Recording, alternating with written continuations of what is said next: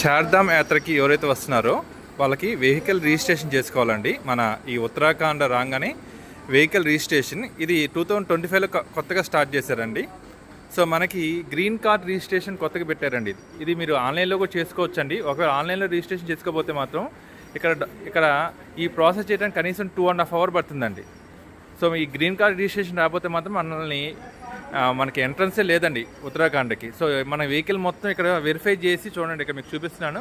Vehicle మొత్తం verify చేసిన తర్వాతే పంపిస్తున్నారండి. సో మన డాక్యుమెంట్స్ అని వెరిఫై చేస్తున్నారు అండ్ మన వెహికల్ మొత్తం తరోగా చెక్ చేస్తున్నారు. మళ్ళీ మన తిరుపతిలో ఎలా చెక్ చేస్తారో అలా చెక్ చేస్తున్నారండి. సో దానికి మీరు ఆఫ్లైన్లో అయితే మీకు ప్రొసీజర్ ఇక్కడ చూపిస్తున్నాను చూడండి. ఆఫ్లైన్ ప్రొసీజర్ అయితే మీకు ఇలా ఉండిద్ది అండి గ్రీన్ కార్డ్ది.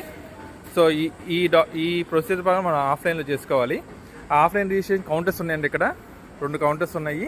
2 కౌంటర్స్లో మీరు ఆఫ్లైన్ రిజిస్ట్రేషన్స్ రిక్వైర్డ్ డాక్యుమెంట్స్ ఉన్నాయండి. ఇక్కడ రిక్వైర్డ్ డాక్యుమెంట్స్ పెట్టుకొని మీరు రిజిస్ట్రేషన్ చేసుకోవచ్చండి.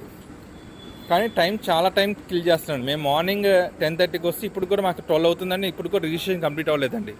సో ఇది చాలామందికి ఇన్ఫర్మేషన్ తెలియట్లేదండి.